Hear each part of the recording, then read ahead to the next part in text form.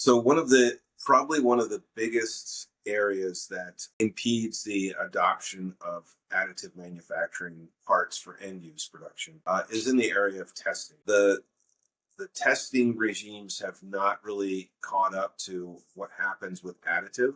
If you apply the same sort of tests on an additive part, it may not pass because it's different. Not necessarily because it's a poorer product, but just because the testing regimes are just not in place. So, for example, elongation testing, or if you're going to do environmental testing, maybe you have to test it for cleanability, those types of things. You have to take into account that some of the material is going to have different properties than you would see in an injection molded part.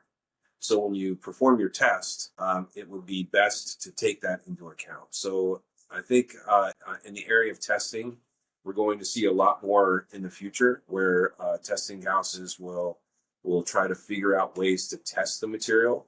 It's a little challenging because of again, if we go back to the isotropic nature of say, for example, FFF, that's difficult to test because in the past they've always been assuming that everything is isotropic. So how do testing houses accommodate for that? How do they make it so that it's still going to pass for testing, but that also means that it's actually is functional, so the parts are still functional.